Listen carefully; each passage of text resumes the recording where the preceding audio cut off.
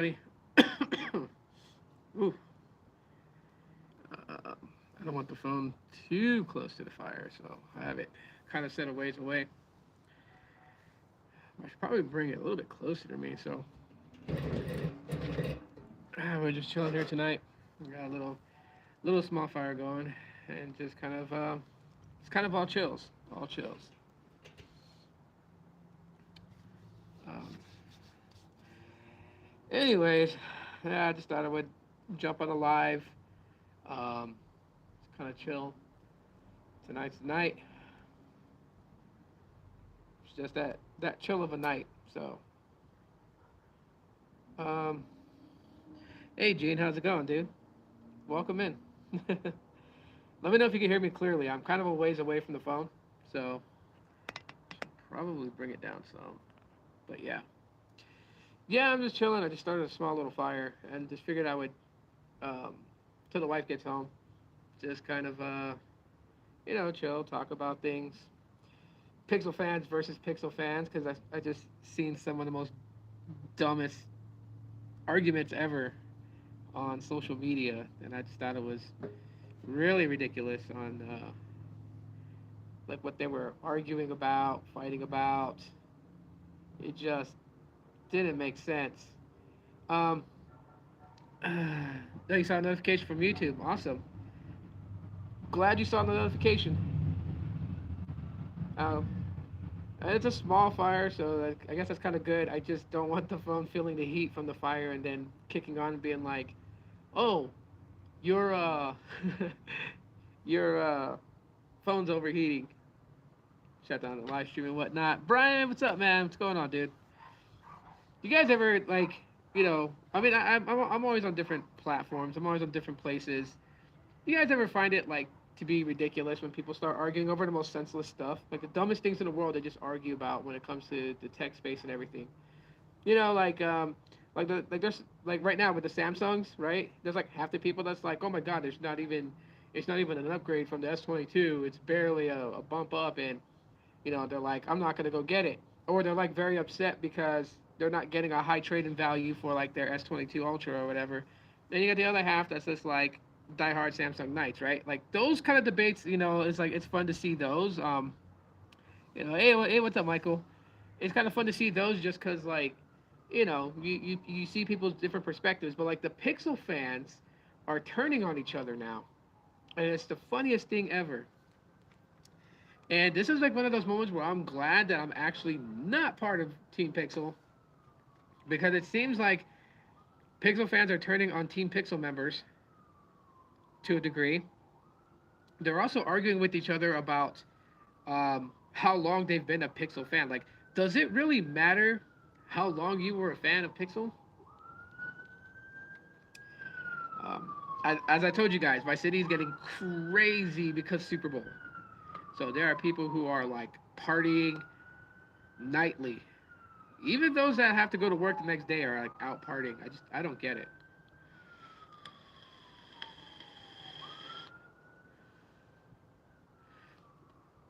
Yeah, I see this on several spots. So on Reddit is one of the places that I seen it at.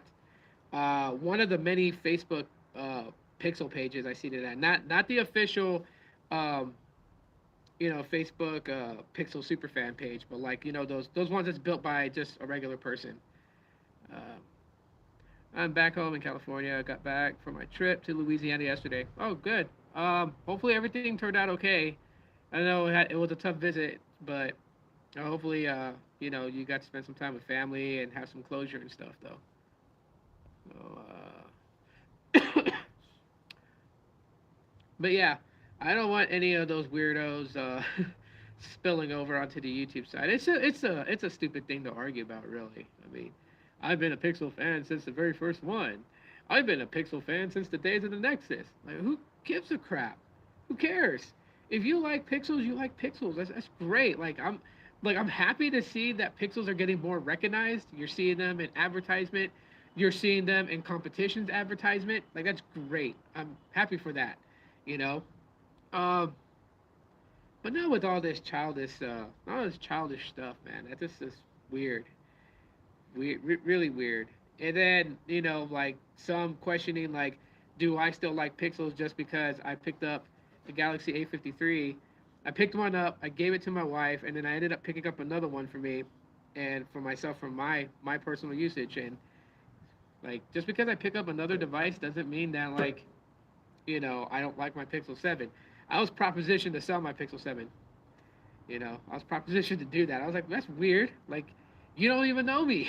You barely, like, this person doesn't comment on my videos. This person doesn't respond on Twitter.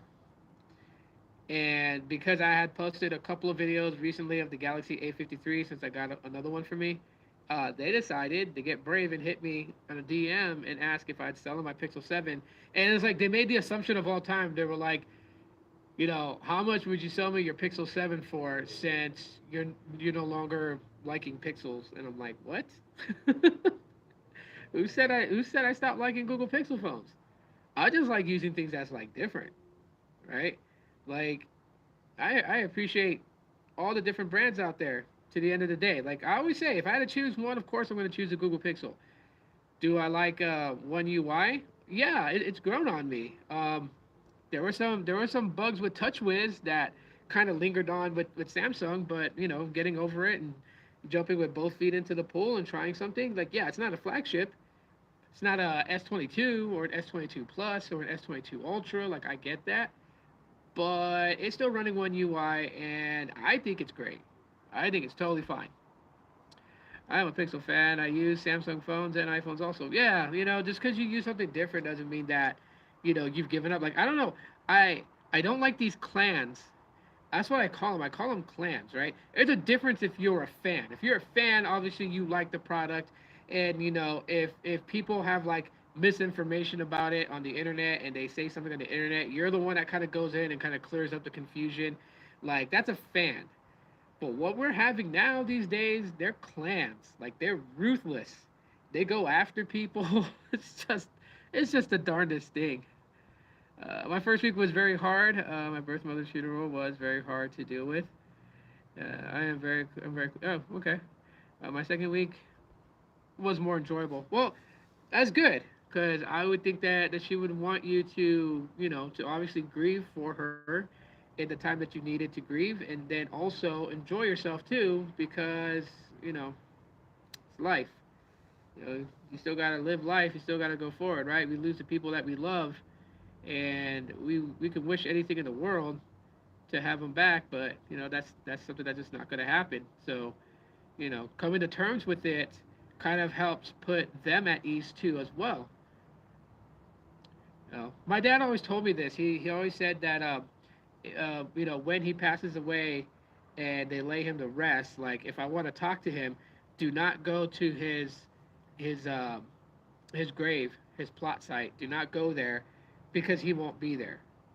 I guess what my dad really meant by that is that he'll always be around me and my sisters. I mean, no one can say for sure if there's an afterlife. No one can say for sure if if your body ceases to exist, but like your internal energy, your spirit lives on. Nobody knows. We believe in it.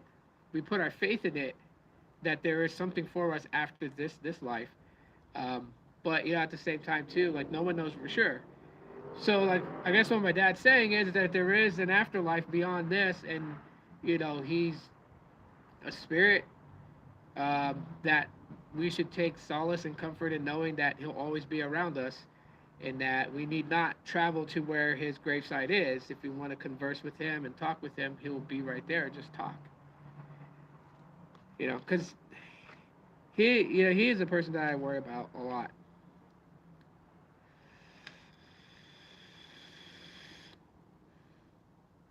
Definitely for sure.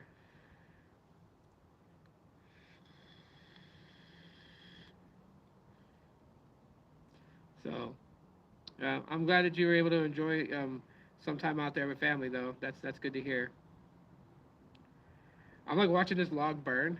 It's kind of funny. I'll flip the camera around and show you guys.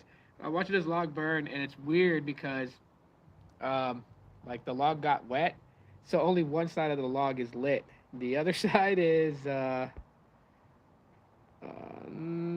doing so well. Okay, where we? Oh, there it is. Flip the camera. Let's see if it'll do it. There we go. It's like lit on one side. The other side, the fire died out because I lit it in all four corners. And yeah, so it's gonna burn from one side to the other slowly. And then once my wife gets home, she'll have the other ones that she bought from the store, and I'll throw those in there to get it going. Um, she's gonna have a few drinks tonight outside. I'm just gonna chill with her and talk, listen to some music. Um, she's had a pretty rough week. Today was a 12-hour shift from her. She started work at 10 this morning, 10 a.m. And she's a closing manager, so technically she should have been off at 10:30. But they got to count the safe, they got to balance all the tills, um, they got to do their sweeps, they got to make sure all the go backs are put away.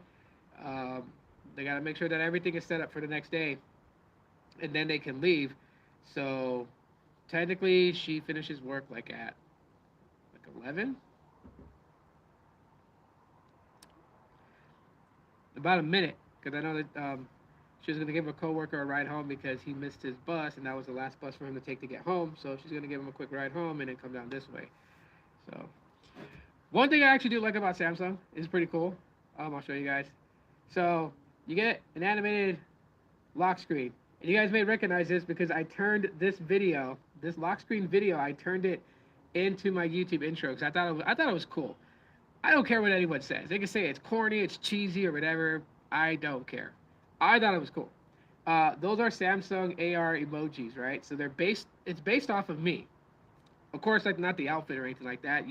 It's like Snapchat. You design the outfit for what you want your AR emoji character to dress like, but like the likeness and everything, it got most of it right. I mean, I know the back part of my head, like the hair's growing long enough to, if I wanted to, cut it into a mullet, but I'm not that brave to do that.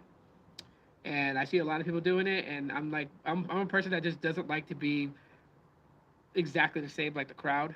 So yeah, but I mean, it pretty much got my likeness correct to a degree.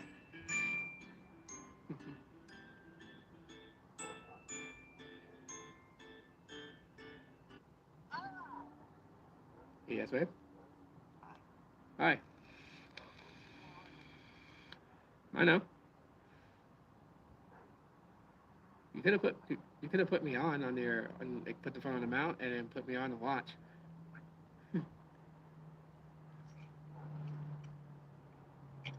Nah, I meant on YouTube.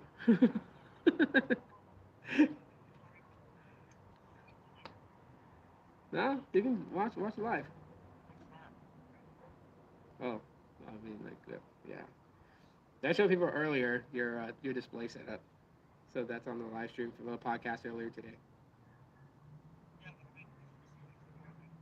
Yeah, no, I can show that right now too because you sent me that photo.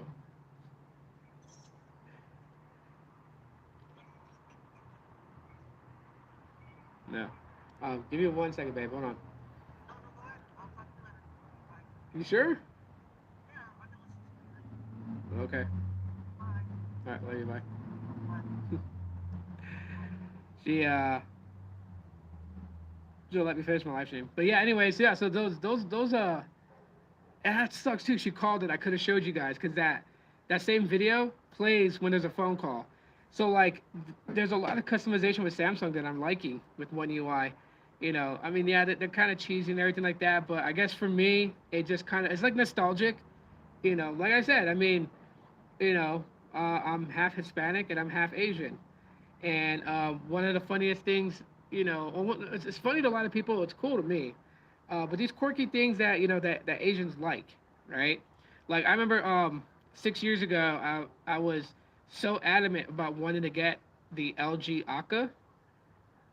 Everyone called it the LG AKA, but it's actually pronounced the LG Aka. And the Aka phones were they had a bit of a personality to them. So they looked like the LG G Stylo, like the design with the power volume buttons on the back underneath the camera. Um, but they came in different colors. So there was yellow, black, white, and pink, and they had a character to them. They had like little characters. So when you bought one and you unboxed it, you got like the phone, you got the wall brick, you got the charging cable, um, and then you got this little statue, this little character. Let me see if I can look it up. That way I could just show you guys what it looks like. So it'd be cool if I could find one for sale. Then I would buy it just to have it.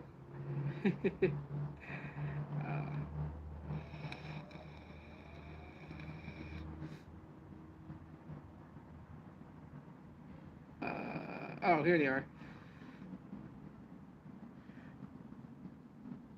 So those are them. That's the LG Aka. There was four of them. So you had Yo-Yo, which was the pink one that looked like Grimace. You got Soul, the black one. You got Wookie, which was the white one, and Eggy, which is the yellow one. And the thing about them is that when you got the phones, like I said, you unboxed them. Um, they came with the little statues, so you guys can see that photo. Those little statues came with it, and yes, when you put that front screen case, because that's the front of the phone, and those little cases go on it, and then you see the eyes on top, and the eyes actually act as a battery indicator, right? So if the eyes look normal and everything like that, then you had a decent amount of battery. When you were like below 25%, the eyes would start to look sleepy.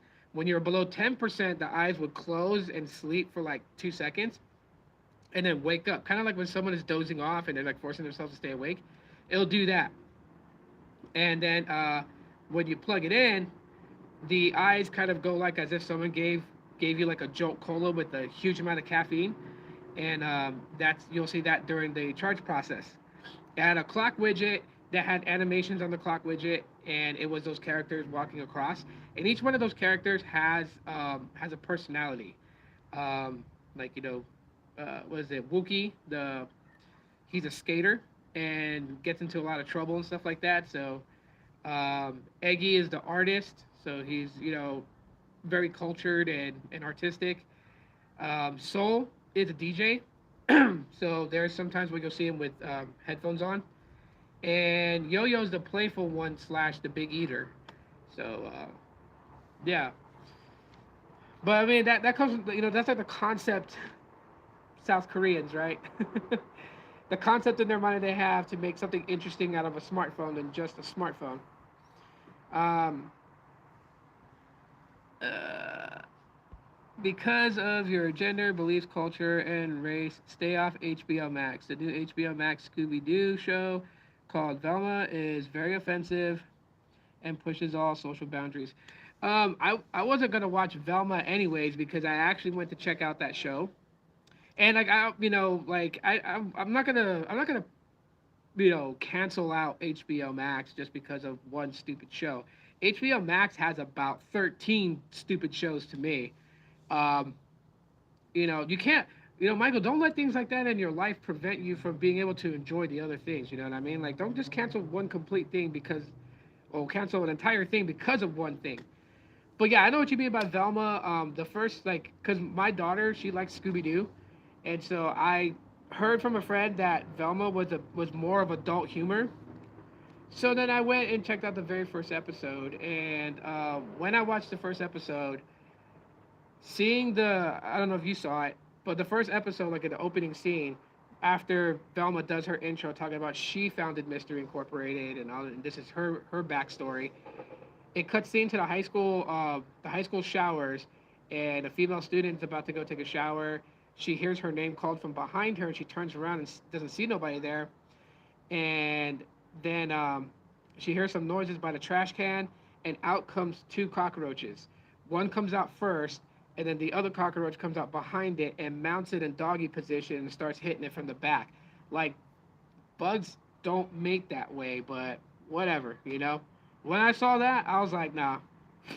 Cause like I'm a big fan of Scooby Doo as well. Like I grew up watching the different series of Scooby Doo, right? Like you have the Scooby Doo, Where Are You? Um, was it the 13 Ghosts of Scooby Doo? There's like different ones, right? the was it the I forgot the name of the title to the series, the Scooby Doo show, the one where they always had a different guest every episode. Like they had Batman and Robin, they had Morticia and Gomez Adams. They had various different ones. I grew up with Scooby Doo in the '70s and early '80s. Scooby Doo, where are you? LOL. Yeah, yeah, yeah. Like I grew up watching those as a kid. Because they always played them. They always played them on TV. Like before we had Cartoon Network, before we had the Nickelodeon channel, you know, they, like those are the cartoons to watch. Like back in the day, like Saturday morning cartoons, X Men. Okay, I watch X Men in the morning. After X Men, it was a cartoon, King Arthur and Knights of the Round Table, where like these football players ended up being thrown back in time and found out that they are the descendants of, King Arthur and the Knights of the Round Table, right? Like the main character, who is King Arthur in the cartoon, in his timeline, um, his world, he his name in his current time is Arthur King, but when he falls back in time, he realizes he's a descendant of King Arthur. So, I mean, there's that, that series, and even like some of the MTV shows I used to watch back in the day, like when MTV Odyssey came on, and you had like the episodes from Eon Flux, you had the Max, which the Max was actually a character from Image Comics, the same comics that pretty much Spawn was put out on, and I think Todd McFarlane actually drew the Max, which was a strange character. When Morticia and Gomez Adams were on there, John Aston and Carolyn Jones did the voices. Nice, nice. Good to know. Good to know trivia right there. But yeah, even the Hanna was it Hanna Barbera cartoons like Yogi Bear, um, what's his name, Augie Doggy and Dad. My dad used to impersonate that voice when I was a kid all the time. Like if we go somewhere, my dad's like, "You want to go with me to the store?" I'll be like, "Yeah," and we'll drive, and my dad will just impersonate. Was it the dad and the things that he says, like, "How you doing there, my son, my son?" I remember my dad always doing that, and just never told my dad it would cheer me up, but even when I was a teenager, he was doing that, and I was like low key like Dad, don't embarrass me, but low key it was like kind of cool, to have my dad's attention. Flintstones, Wilma. Hell yeah, Flintstones was it, man. Flintstones, and man, there were so many good cartoons. But yeah, it sucks that they took Velma Dinkley's character and just completely butchered the shit out of it. Um, that was bad. That was very bad. So my kids can't watch it. They're curious because they're like, they want to know the backstory. I'm like, I don't even think this is really canon to Scooby Doo at all whatsoever.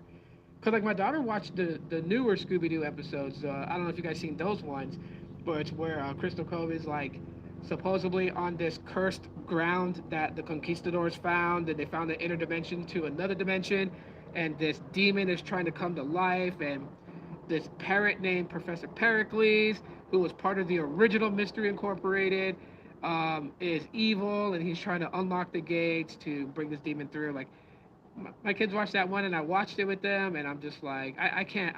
Like I told them it was cool, it was nice. They try to keep some things, to the original, but I told them like, there wasn't all that. The newer cartoon of Scooby Doo on Netflix kind of mirrors the live action movies, right? So like apparently Scrappy Doo betrayed them. That's all craziness. Uh, the cartoon with the two dogs, the father and son. Yeah, Augie Doggy and Daddy Dog, or Dad Dog, whatever they call them. Scooby Doo, the Smurfs, yes, the Jetsons, and the Flintstones. My wife always laughs at me because like we have our bank accounts, and then we use another banking service to do like online purchases. That way it's not really tied to our bank accounts. So we use Chime. And when you send money from one Chime account to another, you can add a GIF, a GIF image, right? And I always put the one where on the intro of the Jetsons, where what's his name? Not the daughter Judy, but what was the mom's name again? Was it Jane? If I'm wrong, I'm gonna feel so stupid. But I think her name. But anyways, George's wife. She's leaving to go shopping, so he opens his wallet. He takes out one money bill, and it's like it looks like he's gonna hand it to his wife, but she snatches his wallet, which has the rest of the money in it. I always send that when I send that to my wife, and she laughs. If you have Me TV, the Jetsons and the Flintstones are on there every Sunday morning. Okay. I mean, like right now on an app that I use called Tubi TV, so TUBI space TV. That app has all the old school Scooby Doo seasons on there. So like I'm binge watching right now, the 13 Ghosts of Scooby Doo. You know how they open the chest and they let the ghost out. So yeah, I've been binge watching that. Yeah, James Jetson. Okay, good. I wasn't wrong. I was gonna be worried about it. Um, Remember? What the hell was his name? Oh my God. Now I feel bad because I can't remember his name, but I liked his character El Kabong. But like his original character when he's not in his crime fighting Zorro ripoff. Um, yeah. I forgot his name. And like the donkey was his sidekick. If anyone knows the name of that, let me know.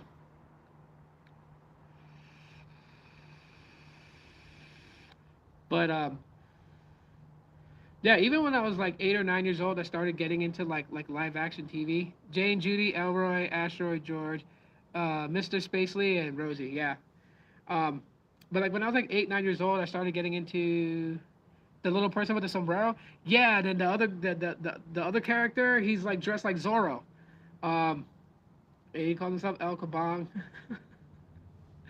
Man, you can't play those cartoons today because people will get so offended by those.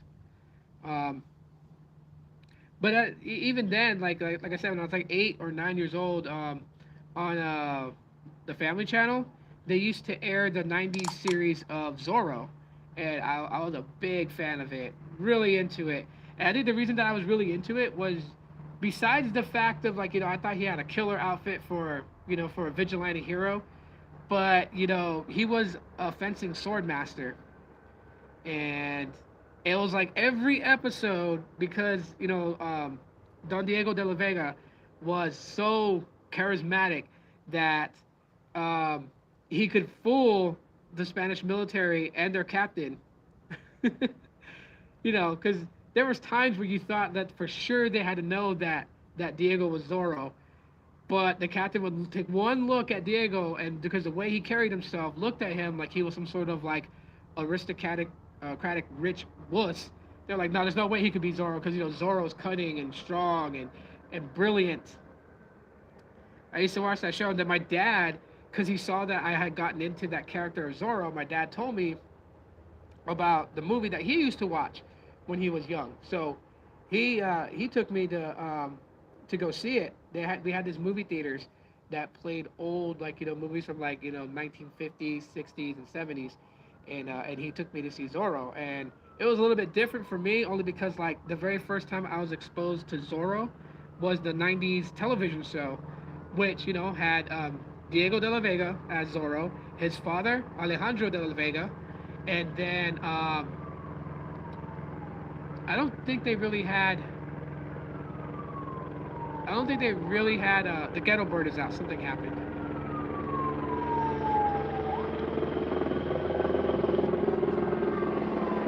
You guys want to see the Ghetto Bird?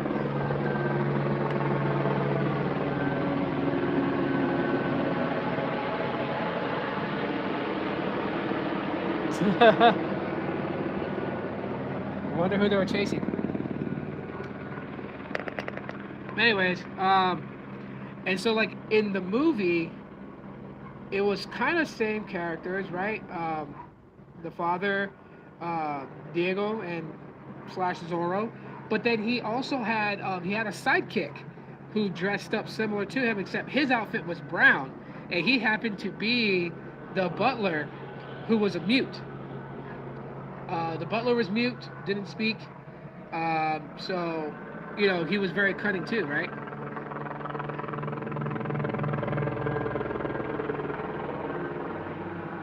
They're looking for somebody because now they're circling over there.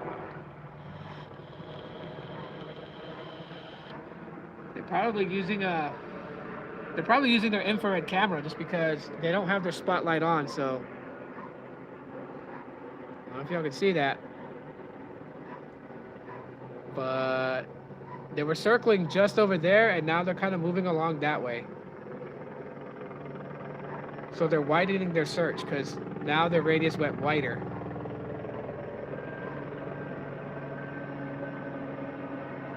So they got to be using their radar or their infrared, because those choppers have infrared cameras so they can catch body heat, which means that I probably shouldn't be out here, because if there's someone dangerous on the loose, they could hop the wall and try to hide in my backyard. But then at the same time too, if they hop the wall and try to hide in my backyard, like, they're gonna get killed. So we'll be all right. Anyways, yeah, Pebbles and Bam Bam. Do you remember on the Jetsons, the newest member of the Jetsons family, Orbity? No, I don't remember that one. Yeah, but like, yeah, cartoons from back in the day. My kids are introduced to them. Some of them they're into. Like, my son is into Transformers, so he watches Transformers. He also likes Thundercats. And then he laughs at me because, when Lion-O uses the Sword of Omens, and like, I will go to my son, and I'll stop and look at him, and I'll be like, "Sword of Omens, give me sight, be on sight," and I'll go like that. And my son absolutely laughs and loves that. But he likes taking his toy sword, and he's all thunder, thunder, thunder, Thundercats. Ah! And it's funny when he does it too, because he's so adamant about it. So yeah, he loves Thundercats. He also loves Voltron, but not Voltron Defenders of the Universe. So the Lions, because there was another Voltron series, and it's kind of sad when you think about it. Like, Transformers has always been rebooted, Scooby Doo's been rebooted. There's so many that has been rebooted, but the one cartoon that they've never really did a reboot on, they kind of came close because they had it on MTV, but it was so weird because they kind of did reboot Voltron with the Five Lions, but they had hip hop artists as the ones that controlled them. So, like, I think Snoop Dogg was the Blue Lion. It was weird, but based on just the original Voltron, they've never rebooted it. So that's, it'd be kind of cool to see them bring back Voltron and see what they could do. It'd be awesome if they made a live action movie. I mean, I don't care if Michael Bay produces Voltron. That would be so cool to see, though. Honestly, it would.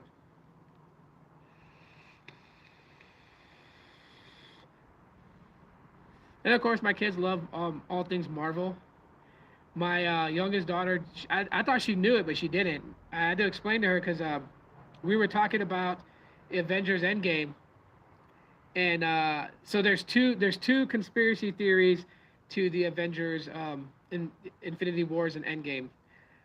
The first one that's kind of going around circulating is that apparently Doctor Strange chose the path that would kill both Thanos and Tony Stark. Like, it would end Iron Man 2. And some people question that, like, why would Doctor Strange turn on Iron Man? And you gotta remember, like, Doctor Strange can split. He can see into the multiverse. He can see all, like, 150 endings of how it would turn out. And there was an ending that, people are saying that where Tony Stark wouldn't have died, yet they would have still defeated Thanos. But they're now saying, like, the rumors going about it is that Doctor Strange chose the sequence of events to bring about the one ending that ended both Thanos and Tony Stark, because Tony Stark would have turned on humanity. He would have became too powerful. being that he had the ability to travel back in time, he had the Infinity Stones. Um, so there was this this chance that he could have flipped and gone bad. We've always seen heroes fall, and so to prevent that from happening, he in the present timeline, he had it opted to where the time event would have led to both Tony and Thanos dying. I thought that was pretty strange. Guess why they call him Doctor Strange, right? But the one that my daughter didn't know about, I was trying to explain it to her because I was like, when I told her that, she was like, how come it didn't kill the Hulk? She was like, it hurt him really bad to do it, but it didn't kill him. And I explained it to her that it was a bit different for when the Hulk or Professor Hulk was using the Infinity Gauntlet to snap. Because you gotta remember, Black Widow was sacrificed, right? I believe it was for the Soul Stone. To get the Soul Stone, you have to sacrifice somebody you love. Like you have to trade a soul for the Soul Stone. And Black Widow sacrificed herself so Hawkeye would get the Soul Stone. Uh, when Professor Hulk was trying to snap, what initially happened was he struggled to do it because he was trying to wish for everyone that Thanos had erased from the universe. He was wishing them all back, including um, Black Widow, but he couldn't bring her back. Her soul took the place to give the Soul Stone to Hawkeye. So the stone wouldn't let him do it. That's why he was fighting so hard because he was trying to make that snap to bring her back, and he just couldn't do it. It was in the realization that he knew that there was no way possible he could bring her back, and he left her out of that thought that he wanted everyone to return. He was able to snap, but it also wrecked the hell out of him having all that power into him. So now my daughter knows about that, and she was like, "Oh, okay, that makes sense." Because the Hulk, whew, man, the Hulk is, yeah. You don't want him angry. You wouldn't like him if he was angry. You sure as hell don't want him to start fighting, because when he starts fighting, the more he fights, the stronger he gets. The runs, the faster he can run. The angrier he gets, the furthest he can jump, right? So it's one of those things, right? So I mean, yeah. And like my daughter's discovering slowly, little by little, like the reason why Bruce Banner became the Hulk, and that they were trying to replicate to create a super soldier like they did with Captain America after Captain America was lost for a period of time.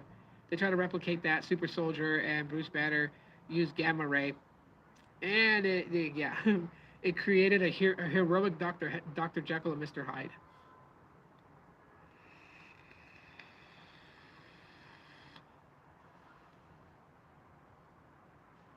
The Snorks similar to the Smurf, but they lived in the ocean. Remember another Hanna-Barbera cartoon called Johnny Quest? Yes! Oh my god, I used to love watching Johnny Quest. Like the old school one, not the rebooted version. The old school one. It was so awesome to watch that. My favorite character was Bandit. Bandit always got into some shit, but Bandit was cool as hell. Um, but yeah, Johnny and I believe his best friend that was always with him was Haji. If I got his name wrong too, then damn. Did you watch the Incredible Hulk on CBS in the '80s with Bill Bixby and Lou Ferrigno? My dad used to watch it. So like there were some shows that my dad watched, and I would watch it with him, just to have like father and son time. Like one of my favorite TV shows to watch, which actually personally I really wouldn't give a heck to watch this show, but I sat with my dad and watched it and got into it because of him. Is the TV show MASH? My God, I love that show. It is so comical, right? So I used to watch MASH with my dad. I used to watch Cheers, and like it was funny because my dad would always tell me like, when you're older and if you decide to rewatch this, you'll get the adult humor. Because I didn't get the adult humor, right? Like every episode, I mean, you have all the same people that goes to the bar and they hang out, they have conversations, and certain events happen throughout the episode. Yet it's always still focused on the main people, right? That's always in the bar, and they're always having a drink, and there's always this joke, right? Um, the postal service worker, the office worker, the kind of big dude, him and then what's his name? I think it was Woody Harrelson's character. But anyways, like they're always talking smack to each other or something like that, or like there's always like a quick snap punchline to the jokes and everything. And so, um, yeah, I used to watch it with my dad, but I started watching it again like a couple of years ago, and I was watching old episodes that I watched with my dad. I'm like, now I get the punchline to that joke. But dad couldn't break it down to me because it wasn't for child's ears, even though he let me watch it with him. So yeah, I remember watching Space Ghost and Dino Boy Space. Yeah, I remember those cartoons. Space Ghost. It's funny because Cartoon Network took that character and turned it into a talk show on Cartoon Network with the late night cartoons. So Space Ghost Coast to Coast. I thought it was actually the Space Ghost cartoon that there's going to be action and adventure, and it just turned out to be like a talk show. Um, but yeah, I remember those. I remember those. Besides that, like even my dad, like like he got me hooked on movies and stuff like that. Um, One of my favorite movies to watch, Last of the Mohicans. Love that movie. Wasn't that long ago, I seen a documentary that kind of like talked about the development of that movie and how Daniel Day Lewis prepared for his role to be the character Hawkeye, aka Nathaniel. Um, in that movie, her name was Madeline Stowe. She, in the interview on the documentary, stated that Daniel would actually train with real survivalists, and he conditioned himself to be able to do it. Like he ran for miles every day. He ran through the woods. He learned to start a fire, using stone sticks and stuff like that. Had like no modern day tools from man. He used nature, and he used old like old tools and stuff like that, like a tomahawk, which he would use in various different ways. How to shoot, a gunpowder musket, all those things, right? It's crazy, how some actors take their roles so seriously that they immerse themselves in it, right? Which is why, like, out of all the Jokers, like, I love Jack Nicholson's Joker, bar none, funny and psychotic. But the the other one that I think is right up there with Jack Nicholson, or even probably further than his portrayal of the Joker, is Heath Ledger.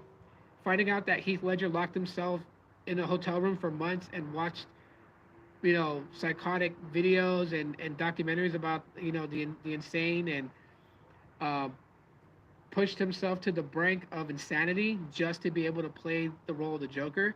And even when he was on set recording The Dark Knight, people said that he would stay in makeup and in costume and stay in character and would just mess with everybody. Was one of the craziest things ever. You're sitting next to that little thing. Well, this it was wet, remember? So I started burning it while I was out here on the live stream and everything like that.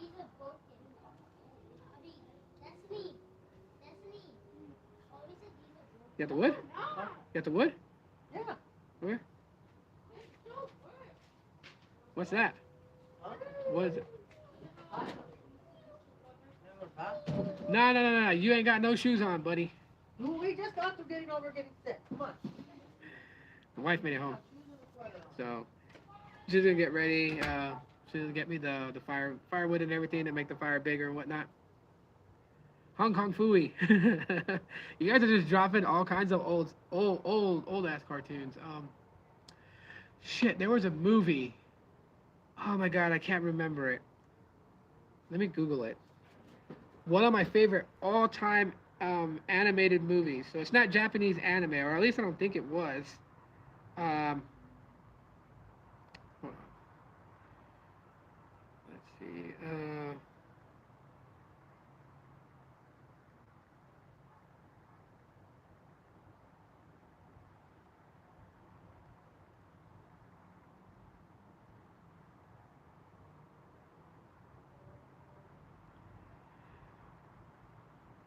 Trying to see if I can. Star Chaser: The Legend of Orin. That was one of my favorite animated movies. I can't find a copy of that anywhere on the internet to watch, but it was a really badass movie. I remember as a kid, I really would love to watch it again. I just can't find it. Can't find a DVD copy of it. Can't find a VHS copy of it. Can't find a Betamax copy of it. Um, yeah. Tried scouring the internet to see if I can find it for free. Can't find it. So, but yeah, if anyone knows where to find that movie, Star Chaser: The Legend of Orin, please let me know because I want to watch it. I want to show it to my kids. I like showing my kids things I was into in the past. Like my kids love the Peanuts movies and basically the Charlie Brown series. So like, I mean, they saw the reboot Charlie Brown movie, and I started showing them some of the old ones. Like they already seen like it's the Great Pumpkin Charlie Brown, Charlie Brown Thanksgiving, um, was it the Charlie Brown Christmas special? They seen that one. Um, they seen I Want a Dog for Christmas Charlie Brown where um, Linus's little brother rerun wants to keep Spike, but Lucy and Linus's mom won't let their younger brother rerun keep a dog. So, because Spike comes to visit for the holidays, I seen that one. Well, they seen that one. So I started showing them more other ones that I can find. So they've seen when Charlie Brown and them go to camp. They seen that movie, and like ever since they seen that movie, when they want to troll me, they walk around talking about we're number one, because the kids, the bigger kids started picking on Charlie Brown and them, talking about like they're number one and always causing them grief, and then they have that boat race down the river. But yeah, and What a Nightmare Charlie Brown is my youngest son's favorite Charlie Brown movie. Like the fact that Snoopy goes in and he makes himself like 4 large pizzas, chocolate shake, and soda and stuff, and he eats all that. Then he goes to sleep and ends up having a nightmare where he happens to be like in Alaska with a bunch of sled dogs, and he's mistreated by the other sled dogs because he doesn't act like a dog. He's too civilized, and eventually he gets his wild side. My son loves that movie because it will always would get Fred and Barney in trouble all the time. Oh yeah, yeah. Q Club and Jabberjaw. Y'all are just busting out all the big guns.